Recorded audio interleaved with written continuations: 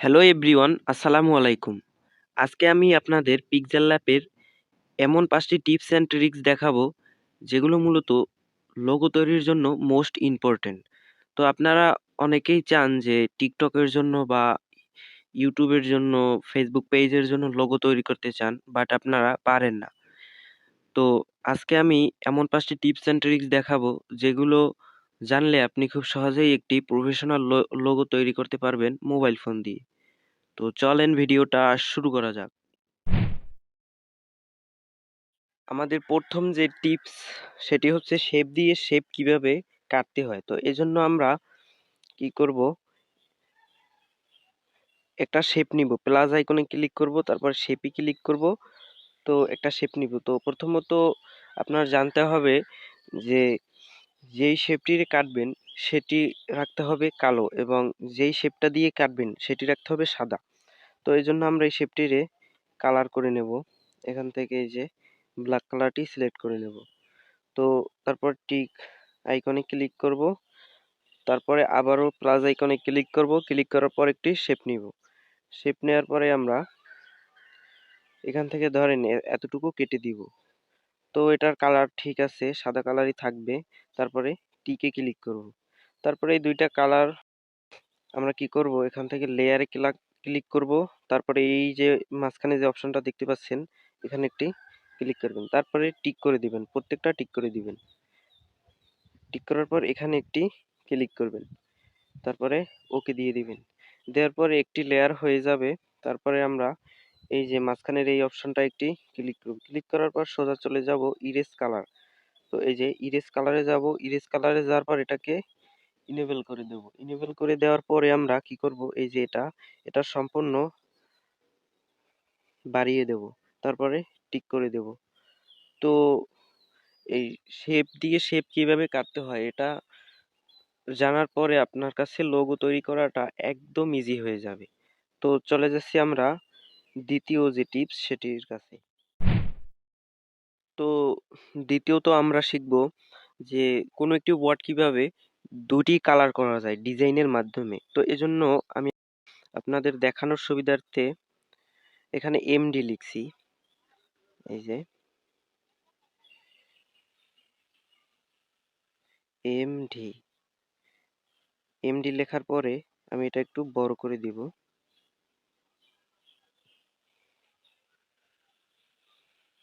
দেওয়ার পরে আমরা এটাকে পজিশনে রেখে দেবো। রিলেটিভ পজিশনে ক্লিক করে এটাকে আমরা একদম মাঝখানে নিয়ে আসবো। আসার পরে আমরা কি করব, একটি শেপ নিব। তো প্রথমত এই এমডি লেখাটা আমরা ব্ল্যাক কালারের করে দিব। করার পরে আমরা একটি শেপ নিব। প্লাস আইকনে ক্লিক করব, শেপে ক্লিক করে একটি শেপ নিব এবং শেপটাকে আমরা আমাদের মতো করে ছোট করে নেব। ঠিক আছে? ধরেন এই যে নেওয়ার পরে আমরা এটিকে আগের মতো করে ইরেজ কালার করে নেব মাঝখান থেকে কেটে। তো এই জন্য আমরা এখানে ক্লিক করে আবারও ইরেজ কালারে যাব, সেম প্রসেসে, একদম আগের সেম প্রসেসে এটাকে। তারপর আমাদের এখন যে কাজটি হবে, দুটি কালার করার জন্য আমাদের যে এমডি লেয়ার, এই লেয়ারটাকে দুটি ভাগ করতে হবে। দুটি ভাগ করার জন্য আমরা কি করব, এই যে এমডি লেখাটা আমরা এখান থেকে রিলেটিভ পজিশনটা ঠিক করে নিব, একদম মাঝখানে রাখবো। কেমন? রাখার পরে আমরা এমডির উপর একটি ক্লিক করব, তারপরে এই পেন্সিল আইকনে ক্লিক করব, তারপর এখান থেকে এখানে ক্লিক করে কপি করে নিব। তারপর এটাকেও আমরা এই যে রিলেটিভ পজিশনে ক্লিক করে এখান থেকে একদম মাঝখানে নিয়ে আসবো। নিয়ে আসার পরে আমরা কি করব, এই দুটিকে লেয়ারে ক্লিক করব। লেয়ারে ক্লিক করার পরে এখানে তালার উপরে ক্লিক করে দুইটারে লক করে দেব। লক করার পরে আমরা সর্বপ্রথম যে কাজ সেটি হচ্ছে, ধরেন আমি নিচের যে লেয়ার, এই লেয়ারটাকে কাজ করবো সর্বপ্রথম। এই জন্য নিচের লেয়ারে ক্লিক করা থাকা অবস্থায় আমরা এখান থেকে ধরেন একটি শেপ নিলাম।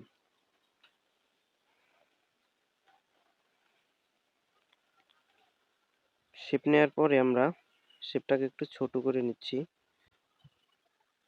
এভাবে কাস্টমাইজ করে নেবেন আপনাদের মতো করে। এই যে এখন আবারও আমরা প্লাস আইকনে ক্লিক করব, ক্লিক করে শেপের উপরে ক্লিক করব। ক্লিক করে এখান থেকে ছোট বড় করে নেবেন আপনারা আপনাদের মতো করে। তারপরে এখান থেকে কাস্টমাইজ করে নেবেন।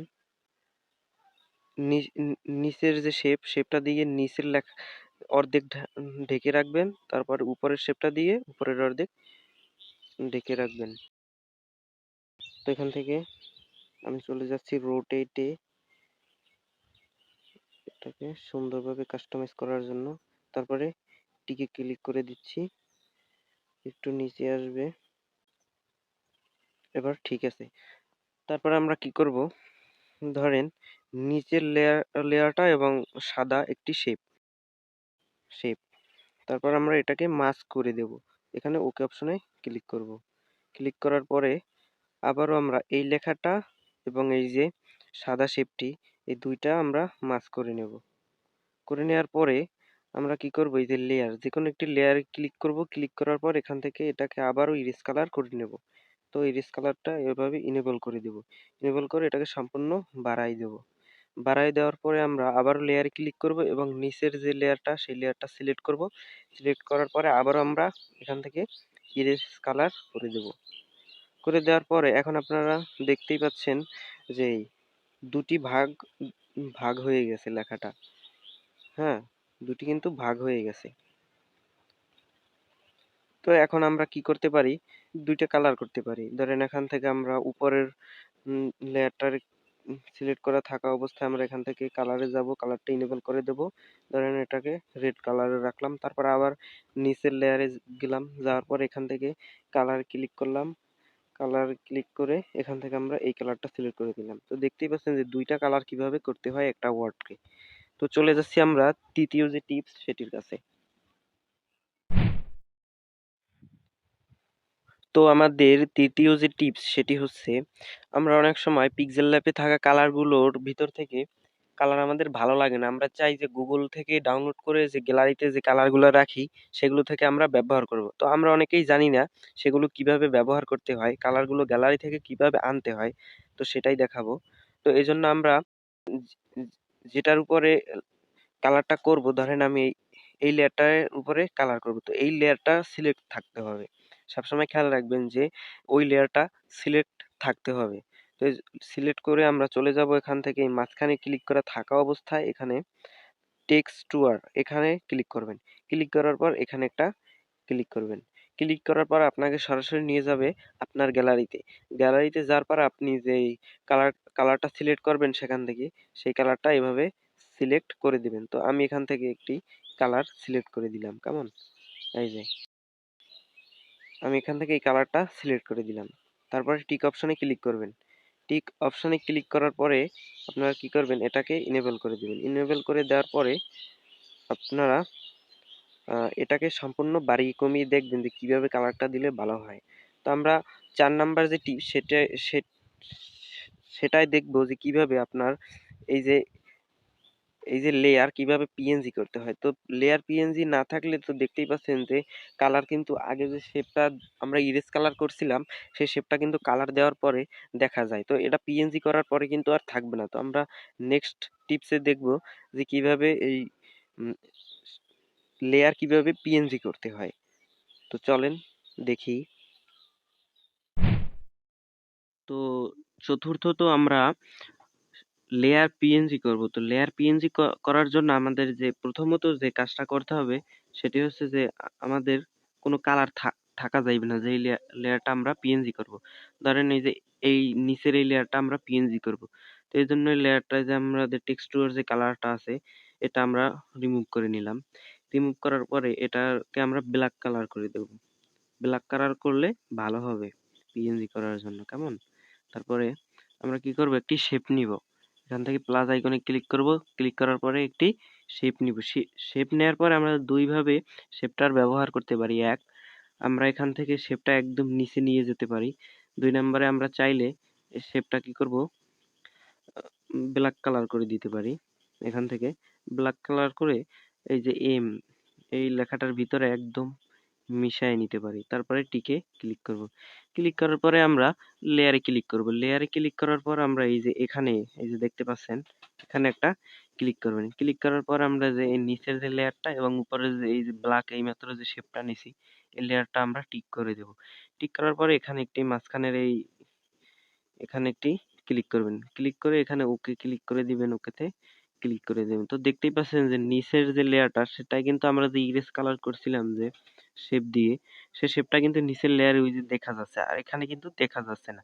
তো অলরেডি আমাদের উপরের যে এমডি এটা কিন্তু আমাদের অলরেডি পিএনজি হয়ে গেছে। তো আমি একটা কালার করে দেখাই, ধরেন টেক্সচার কালার করে দেখাই। যদি পিএনজি না হয় তাহলে কিন্তু আগের যে আগের মতন সেই শেপটা কিন্তু চলে আসবে। এই দেখতেই পাচ্ছেন আগের মতো কিন্তু শেপটা আসে নাই। তো এভাবেই আপনারা পিএনজি করবেন, কেমন? তো আমরা চলে যাচ্ছি পঞ্চম যে টিপস সেটার দিকে।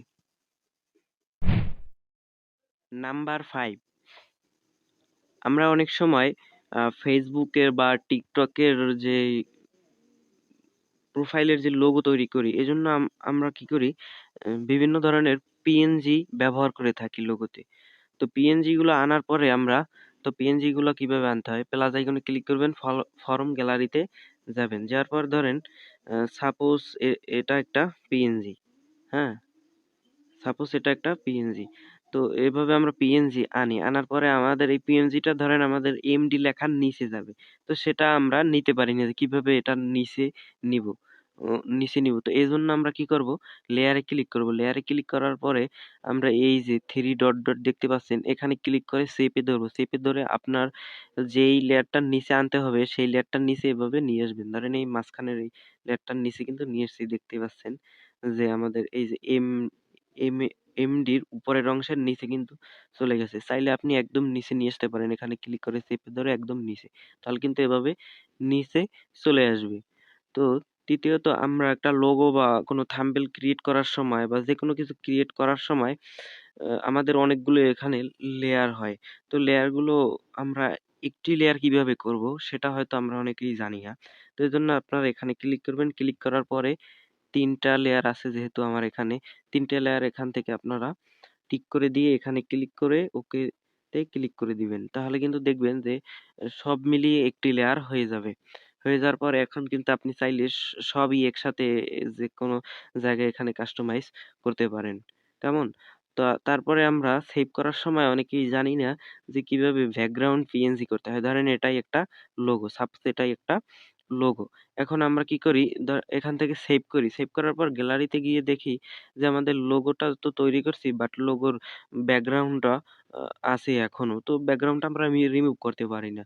তো এজন্য আমরা কি করব, ব্যাকগ্রাউন্ড রিমুভ করার জন্য এই যে এখানে একটা ক্লিক করব। ক্লিক করার পর এই যে আপনারা দেখতে পাচ্ছেন এই চিহ্ন, এই আইকনে একটি ক্লিক করবেন। ক্লিক করার পরে কিন্তু দেখতেই পাচ্ছেন পিছনের যে ব্যাকগ্রাউন্ড সেটা কিন্তু সম্পূর্ণ পিএনজি হয়ে গেছে। তো এভাবেই আপনার একটি লোগো তৈরি করতে পারেন। এই স্টেপগুলো যদি আপনারা ফলো করতে পারেন তাহলে কিন্তু মোটামুটি একটা লোগো কিভাবে তৈরি করতে হয় সম্পূর্ণ আপনার চেষ্টা করলেই পারবেন। হ্যাঁ? তো ভিডিওটি যদি ভালো লেগে থাকে তাহলে অবশ্যই লাইক, কমেন্ট, শেয়ার এবং সাবস্ক্রাইব করতে ভুলবেন না।